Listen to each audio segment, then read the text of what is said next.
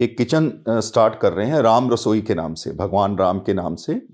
वहाँ पे सुबह 11 बजे से लेके और 3 बजे तक कोई भी भाई, कोई बहन, कोई भी आके भोजन ले सकता है, और सिर्फ 10 रुपये में।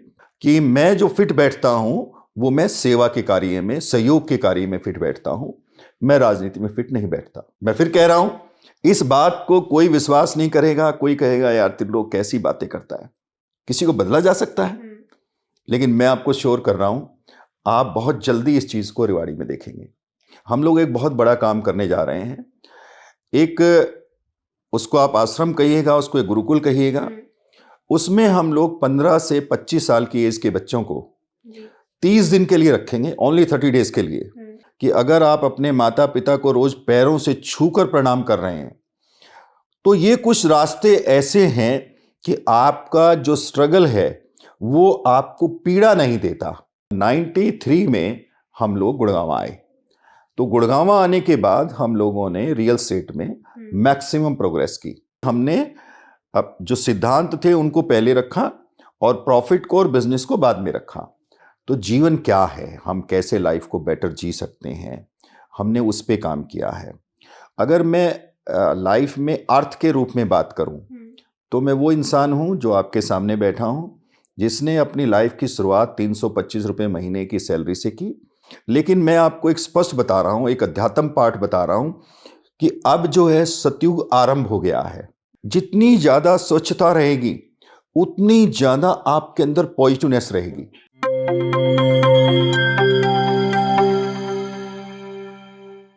प्यारे दोस्तों, राम राम। एनजेपी इंडिया के मंच से हमेशा सादर अभिवादन से अपनी बात शुरू करने वाले महेश कुमार वैद्य का राम राम।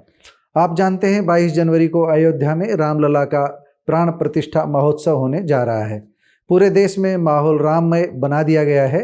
इस माहौल से हम भी अछूते नहीं हैं। इसलिए 22 जनवरी से ठीक एक दिन पहले आ रहे इस बार के रविवार को हमने भी थोड़ा सा माहौल के अनुकूल दिखाने का प्रयास किया है। जाकी रही भावना जैसी, प्रभु मूरत देखी तिन तैसी। श्री रामलला के मंदिर को लेकर भी हम यही कहेंगे।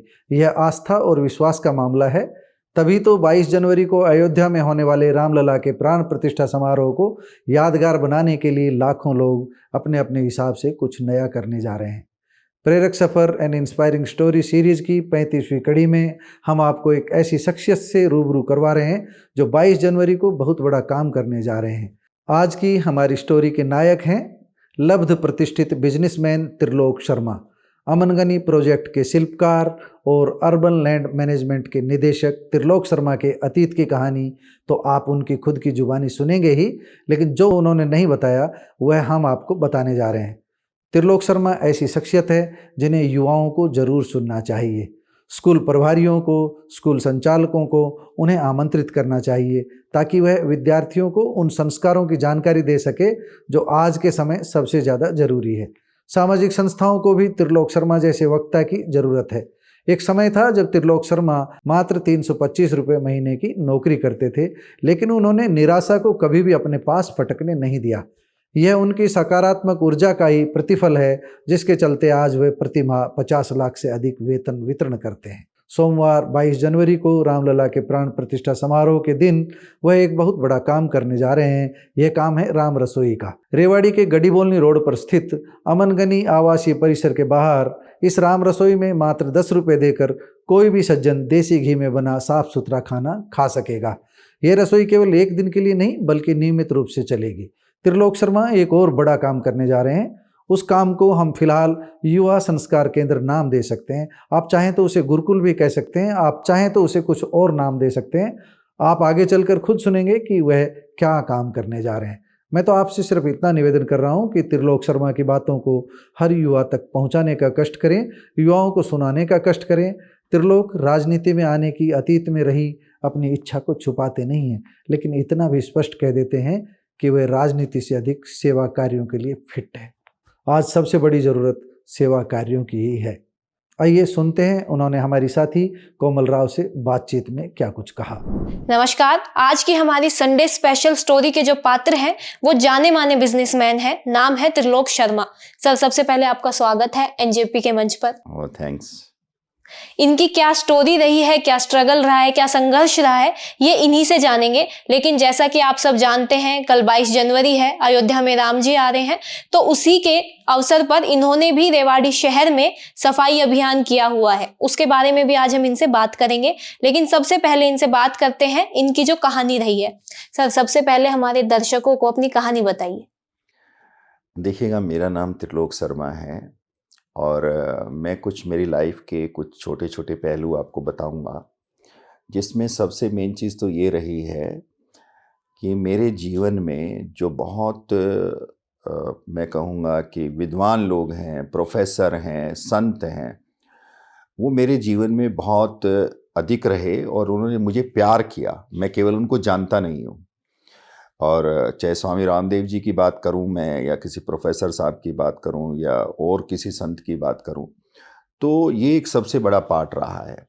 और फिर एक मेरी लाइफ का एक बड़ा हिस्सा रहा कि 7 ईयर तक मैंने व्यापार को छोड़ दिया।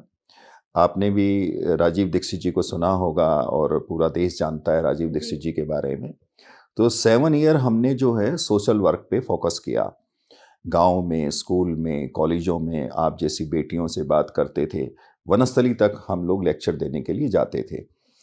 तो जीवन क्या है, हम कैसे लाइफ को बेटर जी सकते हैं, हमने उस पे काम किया है। अगर मैं लाइफ में अर्थ के रूप में बात करूं, तो मैं वो इंसान हूं जो आपके सामने बैठा हूं, जिसने अपनी लाइफ की शुरुआत 325 रुपये महीने की सैलरी से की और आज अलग अलग कंपनियों में करीब करीब मैं 50 लाख के आसपास सैलरी बांटता हूँ। तो ये जो चीज़ है, इसको समझना होगा कि कोई इंसान, बहुत से लोग हैं जो हमारे से भी बहुत आगे गए हैं, उन्होंने हमारे से भी ज़्यादा बड़ा किया है, लेकिन हमने लाइफ में एक बात को जाना और उसी को हम लोगों तक पहुँचा रहे हैं, आज भी पहुँचा रहे हैं कि आप अगर अपने जीवन में सुचिता रखें, अपने आप को अध्यात्म से जोड़े रखें, अपने आप को राष्ट्र को प्रथम रखें, आप बाद में राष्ट्र पहले, हर समय आपके दिमाग में ये रहे कि मैंने समाज के लिए कुछ बड़ा करना है, राष्ट्र के लिए बड़ा करना है, तो परमात्मा जो है कोमल जी आपको रास्ता दिखाता है। जी, इन सब के बीच स्ट्रगल का दौर कौन सा रहा? स्ट्रगल तो देखिएगा, लाइफ के अंदर आप उसको स्ट्रगल कहिएगा या प्रोग्रेस के लिए अपनी लड़ाई कहिएगा, तो स्ट्रगल मैं नहीं मानता। स्ट्रगल कहीं नहीं है। अगर आप, मैं फिर उस बात को दोहरा रहा हूँ, अगर आपका खान पान शुद्ध है, अगर आपका उठने का समय ठीक है, अगर आप अपने माता पिता को रोज़, बड़ी बात बता रहा हूँ आपको, कि अगर आप अपने माता पिता को रोज़ पैरों से छूकर प्रणाम कर रहे हैं, तो ये कुछ रास्ते ऐसे हैं कि आपका जो स्ट्रगल है वो आपको पीड़ा नहीं देता। स्ट्रगल हर इंसान करता है। आज आप बेटी हैं, आप भी स्ट्रगल करती हैं, रोज आगे बढ़ने के लिए प्रयास करते हैं, लेकिन उसमें आपको हर्डल नहीं आती, आप हिम्मत नहीं हारते, आप फेडअप नहीं होते, आप हर समय कॉन्फिडेंस में रहते हैं। तो हम लोग खुद भी अपने जीवन में, अपने बच्चों की लाइफ में उसी को लेके चल रहे हैं और समाज में भी हम लोग यही बता रहे हैं। ये जो जिस प्रोजेक्ट में आप बैठे हैं, उस प्रोजेक्ट में भी मैं रोज यही कर रहा हूँ। एक बार अपने बचपन के बारे में बताइए, स्कूलिंग कहाँ से हुई? देखो, मेरी पूरी जो एजुकेशन है वो मेरी भिवानी से एजुकेशन है और मैं बहुत कम एज में बिजनेस के अंदर आ गया था। जैसे मैंने आपको बताया, उस समय मैं केवल 21 साल का था जब मैं जॉब में गया और उसके बाद में 3 साल के बाद में मैंने खुद अपनी इंडस्ट्रीज लगा ली थी। हम लोग हार्डवेयर के नटराज के नाम से डोर फिटिंग बनाते थे और 93 में हम लोग गुड़गांव आए। तो गुड़गांव आने के बाद हम लोगों ने रियल एस्टेट में मैक्सिमम प्रोग्रेस की और क्योंकि गुड़गांव एक समुंदर है रियल एस्टेट का, तो वहाँ पे हम लोगों ने, लेकिन वहाँ भी हमने व्यापार के साथ साथ अपने जो एथिक्स थे, या आप ये कहिएगा कि हमने अब जो सिद्धांत थे उनको पहले रखा और प्रॉफिट को और बिजनेस को बाद में रखा। तो इस ढंग से हम लोगों ने काम किया। हम लोग एक जॉइंट फैमिली से आते हैं। मैं आज भी अपने मदर के साथ रहता हूँ। 12 साल पहले मेरे पिताजी नहीं रहे, लेकिन सब लोग, एक आध्यात्मिक वातावरण है घर का, सब अच्छा है। कल 22 जनवरी को अयोध्या में राम प्राण प्रतिष्ठा है, आपने भी उसी के अंतर्गत यहाँ पे सफाई अभियान चलाया हुआ है, एक बार जरा उसका जिक्र। देखिएगा, क्या है कि हम लोग समय समय पे सफाई कार्यक्रम करते भी रहते हैं, लेकिन इस समय जो है मैं आपके इस चैनल के माध्यम से एक और बात कहना चाहूँगा, और ये कोई किसी का मन रखने के लिए या खुशी की बात नहीं है। इस समय जो विश्व में हो रहा है और जो भारतवर्ष के अंदर एक बहुत बड़ा भगवान राम का जो उत्सव मनाया जा रहा है, और एक वो उत्सव है जो हम 500 साल से जिसके लिए लड़ाई लड़ रहे थे। मेरे जो पहले मेरे पूर्वज हैं उन्होंने लड़ाई लड़ी, आपके पूर्वजों ने लड़ाई लड़ी, और आज हमें वो मौका मिला है।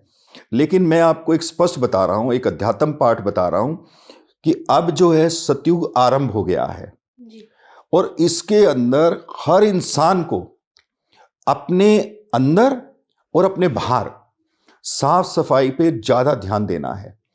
एक मैं कोमल जी आपको सफाई के बारे में और बताता हूँ। जितनी ज़्यादा स्वच्छता रहेगी उतनी ज़्यादा आपके अंदर पॉजिटिवनेस रहेगी, चाहे वो आपके घर का पार्ट है, चाहे वो बाहर का पार्ट है।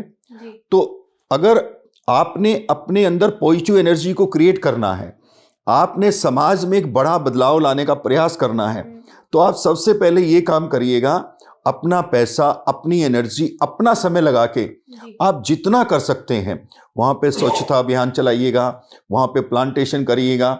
उसके बाद में आपको आगे जाना है किसी को कोई अच्छी बात बताने के लिए।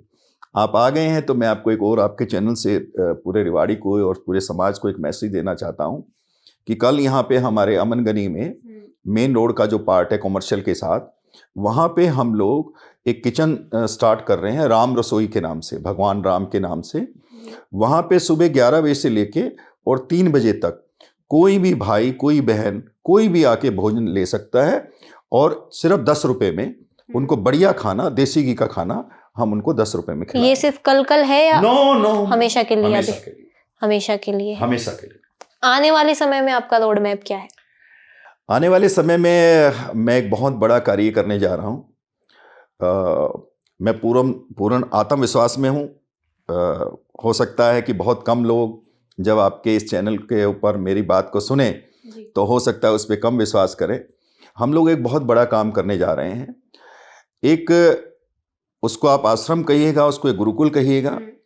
उसमें हम लोग 15 से 25 साल की एज के बच्चों को 30 दिन के लिए रखेंगे, ओनली 30 डेज के लिए। और मैं अपने आप में श्योर हूँ उसके 2 गेट होंगे, एक इन होगा, एक आउट होगा।